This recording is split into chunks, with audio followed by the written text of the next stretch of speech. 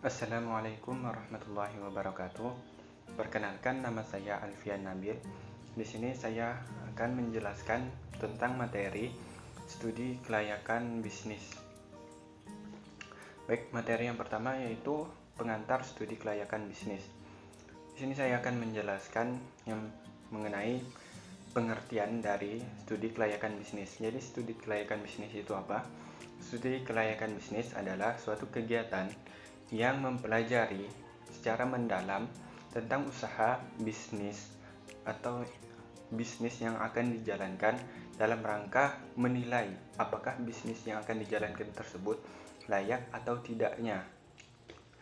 Dalam tahap-tahap penilaian tersebut itu ada beberapa tahap-tahap untuk menilai suatu usaha itu layak atau tidak. Tahap-tahap itu adalah yang pertama yaitu mengumpulkan data, terus yang kedua itu pengolahan, ketiga itu adalah analisis data, yang keempat pengambilan keputusan, dan yang kelima adalah rekomendasi, dan yang terakhir itu adalah pelaksanaan usaha.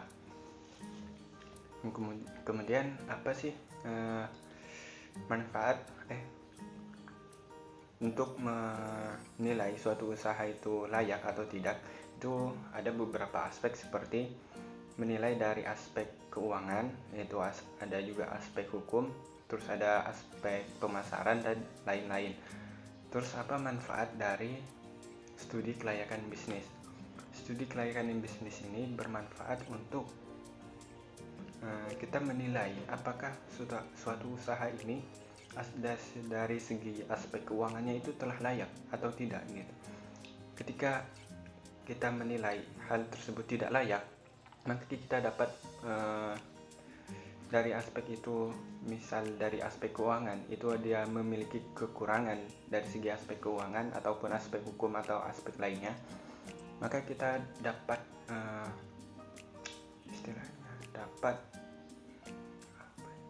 memperbaiki kekurangan-kekurangan tersebut.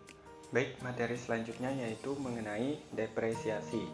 Apa sih yang dimaksud dengan depresiasi?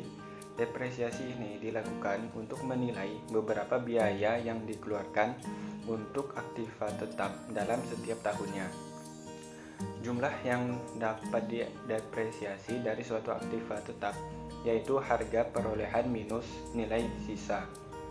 Penyusutan dapat dilakukan dengan beberapa metode, yaitu yang pertama yaitu metode garis lurus, yang kedua itu metode unit produksi, yang ketiga yaitu metode saldo menurun berganda, terus yang keempat itu ada metode jangka angka tahun, jumlah angka tahun.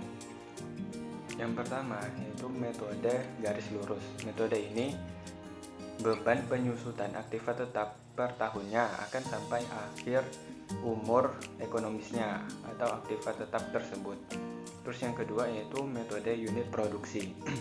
Beban penyusutan aktiva tetap didasarkan pada jumlah suatu produk yang dihasilkan pada periode yang bersangkutan. Kemudian yang ketiga yaitu metode saldo menurun berganda. Metode ini tidak diakui nilai sisa dan menghasilkan jumlah depresiasi yang lebih besar pada tahun-tahun yang lebih awal. Tarif depresiasi garis lurus tanpa nilai sisa dilakukan dengan nilai buku aktiva pada awal tiap periode. Yang keempat yaitu metode jumlah angka tahun. Metode ini tahun-tahun yang menjadi umur manfaat aktiva ditandai dengan angka tahun dan jumlah depresiasi dihitung berdasarkan pada serangkaian angka pecahan yang denominator atau pecahan yang diambil dari jumlah rentetan angka tahun tersebut. Materi berikutnya yaitu adalah mengenai konsep time value of money. Konsep time value of money ini adalah konsep ekonomi yang menyatakan bahwa nilai uang saat ini itu lebih berharga daripada nilai uang yang akan datang. Pada hakikatnya yaitu seperti contohnya yaitu nilai uang 1 juta saat ini itu jauh lebih berharga daripada nilai uang 1 juta 1 tahun yang akan datang. Hal ini dapat disebabkan oleh beberapa faktor-faktor yang seperti inflasi, yaitu adanya penurunan nilai mata uang.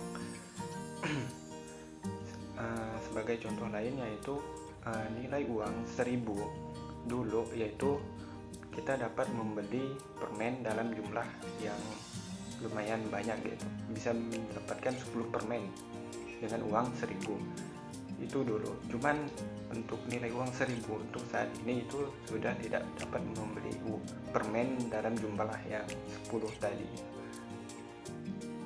Untuk materi berikutnya yaitu adalah aspek pemasaran, yaitu peramalan permintaan.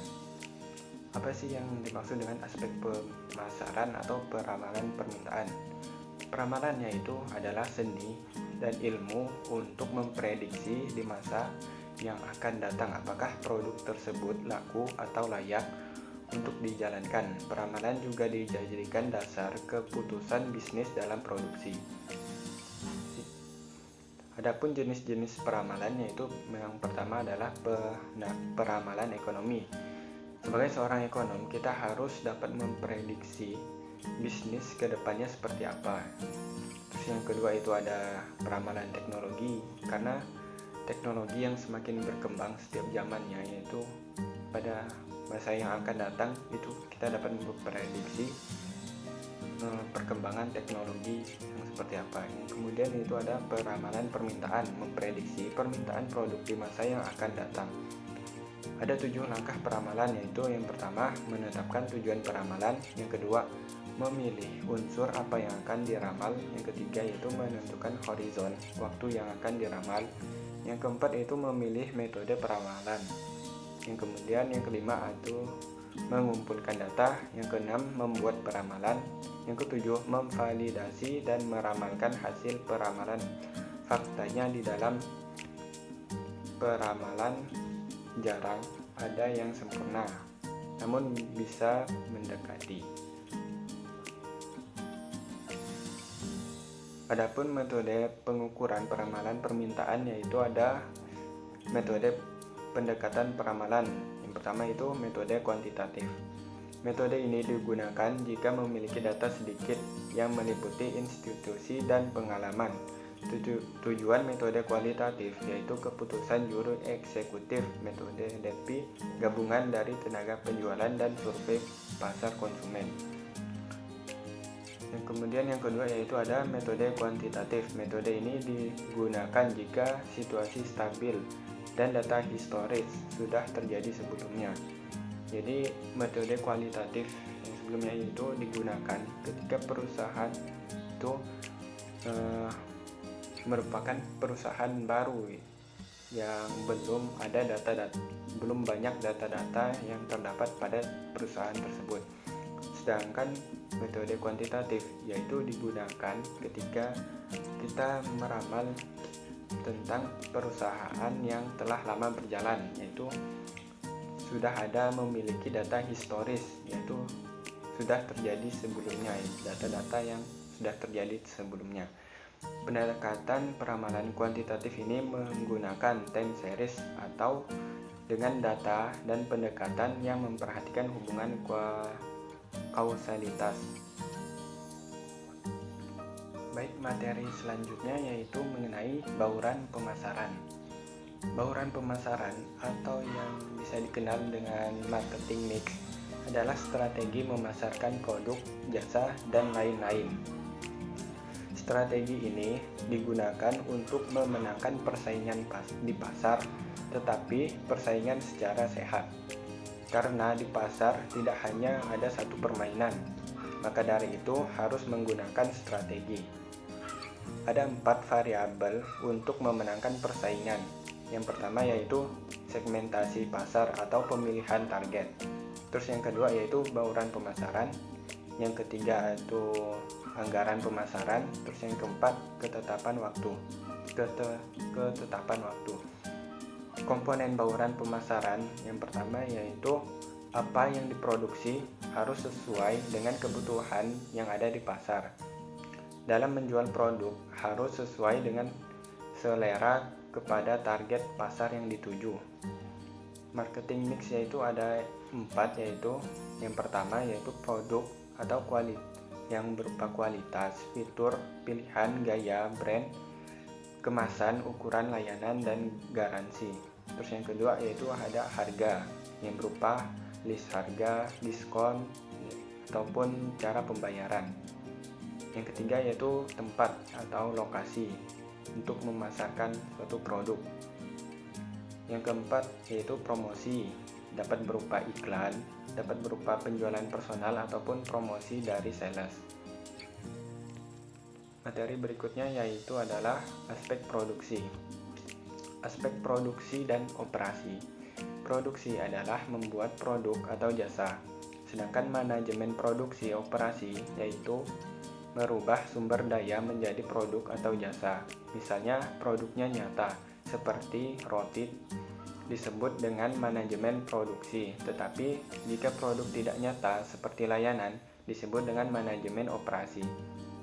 Ada 3 hal manajemen produksi operasi, yaitu yang pertama, input, hal yang mendasar yang harus dipersiapkan terlebih dahulu sebelum menciptakan produk yang diinginkan. Terus yang kedua yaitu ada transformasi. Setelah ada bahan yang disiapkan, lalu diolah menjadi barang atau jasa. Jadi transformasi atau pengolahan bahan. Terus yang ketiga yaitu output. Setelah melalui proses input, kemudian transformasi atau pengolahan, dan di bagian output sudah siap digunakan, yaitu hasil dari transformasi sebelumnya. Produktivitas merupakan peningkatan dalam proses produksi serta dengan manajemen bahan sesehat mungkin, tetapi menghasilkan output yang tetap. Aspek teknik dan teknologi proses operasional yaitu yang pertama, pemilihan strategi produksi agar produk yang diciptakan maksimal.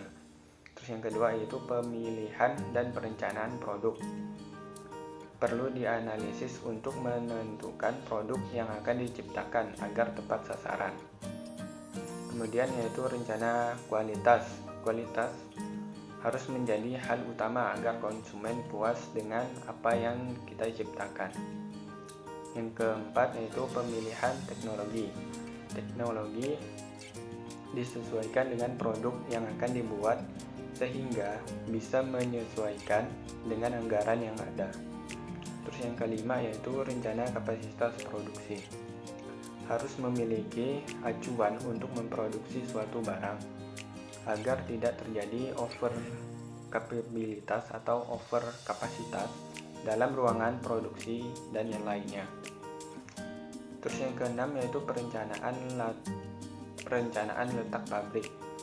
Letak pabrik harus disesuaikan dengan kondisi lingkungan setempat. Yang ketujuh yaitu perencanaan tata letak atau layout. Tempat yang disediakan harus mengenakan mata atau harus enak untuk dilihat, harus keindahannya atau tata letak itu. Yang kemudian yang kedelapan, perencanaan jumlah produksi.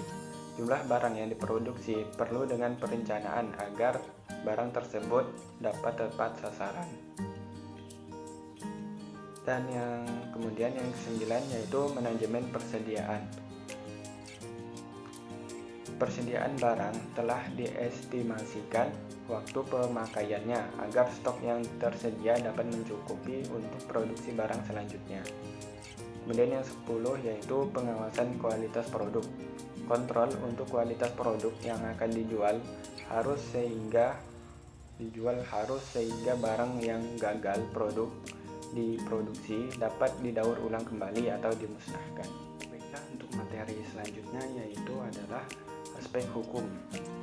Dalam memulai suatu studi kelayakan usaha atau kelayakan bisnis, hendaknya kita mengetahui dahulu aspek hukum.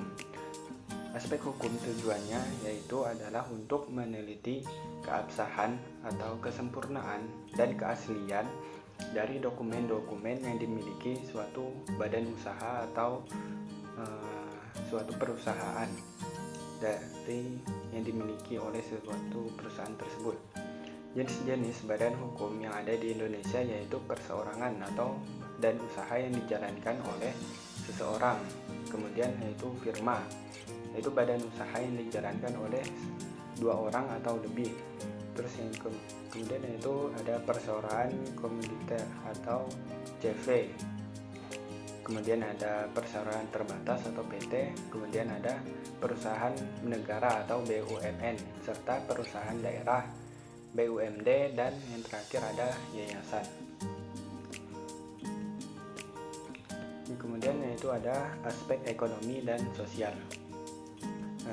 Dari aspek ekonomi dan sosial terdapat latar belakang bahwa setiap usaha yang dijalankan akan memberi dampak positif dan negatif, dan usaha yang layak harus memberikan dampak positif kepada semua pihak. Yang pertama yaitu dampak usaha dari aspek ekonomi. Yang pertama yaitu meningkatkan ekonomi rumah tangga melalui yaitu peningkatan pendapatan keluarga, perubahan pola nafkah, terjadinya sarana dan prasarana, dan terbukanya kesempatan kerja dan lain-lain. Terus yang kedua yaitu menggali atau mengatur ekonomi SDA melalui yang pertama menggunakan lahan yang efisien dan efektif, kemudian meningkatkan nilai tambah SDA, dan meningkatkan sumber daya yang belum terjamah. Terus yang ketiga yaitu meningkatkan perekonomian pemerintah melalui penambahan peluang kesempatan kerja, peningkatan pendapatan asli daerah, menambah pusat pertumbuhan ekonomi di daerah tertentu, dan lain-lain. Kemudian yang keempat yaitu adalah pengembangan wilayah melalui pemerataan pembangunan, membuka isolasi daerah terpencil. Kemudian yaitu dampak usaha dari aspek sosial, meliputi yang pertama yaitu segi perubahan demografi dapat terjadi melalui perubahan struktur kependudukan atau perubahan kepadatan penduduk, dan lain-lain. Kemudian yaitu yang kedua yaitu perubahan budaya, meliputi perubahan peranata sosial, lapisan sosial, perubahan adaptasi ekologis, dan lain-lain. Kemudian yang ketiga yaitu perubahan kesehatan masyarakat, meliputi perubahan status gizi masyarakat, perubahan parameter lingkungan, dan lain-lain. Baik, materi selanjutnya yaitu mengenai aspek lingkungan dan AMDAL. Analisa aspek lingkungan adalah analisa yang membahas tentang kesesuaian lingkungan dengan bisnis yang akan dijalankan, dampak bisnis terhadap lingkungan, dan pengaruh lingkungan terhadap kegiatan bisnis tersebut yang akan dijalankan. Tujuan analisa lingkungan yaitu yang pertama menganalisa kondisi lingkungan operasional industri dan jauh agar memperoleh jawaban apakah kondisi memungkinkan untuk menjalankan ide bisnis. Terus yang kedua yaitu menganalisa dampak positif dan negatif yang mungkin terjadi terhadap organisasi. Kemudian yang ketiga menganalisa usaha-usaha yang dapat dilakukan untuk meminimalkan dampak negatif bisnis terhadap lingkungan. Analisa aspek AMDAL perlu dilakukan untuk mengetahui dampak yang akan ditimbulkan jika suatu investasi jadi dilakukan, baik dampak positif maupun negatif. Baik, materi berikutnya yaitu adalah aspek keuangan. Aspek keuangan merupakan aspek yang digunakan untuk menilai keuangan perusahaan secara keseluruhan. Aspek ini memberikan gambaran yang berkaitan dengan keuntungan perusahaan, sehingga merupakan salah satu aspek yang sangat penting untuk diteliti kelayakannya. Alat ukur untuk menentukan kelayakan suatu usaha berdasarkan kriteria investasi dapat dilakukan melalui pendekatan payback period atau PP, kemudian average rate of return atau ARR, kemudian yaitu net present value atau NPV, kemudian profitability index atau PI, dan yang terakhir yaitu break even point atau BEP. Kemudian yaitu biaya modal. Biaya modal yang pertama modal. Itu modal merupakan Dana yang digunakan untuk membiayai seluruh operasional perusahaan untuk menjalankan kegiatan agar tetap berjalan. Modal dapat dilihat dari neraca sisi kanan, yaitu hutang, saham biasa, saham preferen, dan laba ditahan. Biaya modal atau cost of capital yaitu merupakan return yang dapat diharapkan oleh investor suatu perusahaan atau hasil dari nilai yang dikembalikan yang diharapkan oleh seorang investor. Perhitungan biaya modal sangat penting karena itu yang pertama, memaksimalisasi nilai perusahaan mengharuskan biaya modal yang dikeluarkan harus diminimumkan sebisa mungkin. Terus yang kedua yaitu pengambilan keputusan penganggaran modal atau capital budgeting. Memerlukan estimasi biaya modal, mengetahui gambaran pengeluaran yang akan dipakai menggunakan biaya modal. Terus yang ketiga yaitu pengambilan keputusan penting lain seperti leasing dan modal kerja memerlukan estimasi biaya modal. Apabila biaya modal yang digunakan kurang, maka ada lembaga keuangan yang harus kita dekati agar dapat mendapatkan tambahan modal. Atau diusahakan jangan meminjam karena ada unsur riba ketika meminjam uang di bank. Baik, sekian presentasi dari saya, kurang lebihnya mohon maaf. Assalamualaikum warahmatullahi wabarakatuh.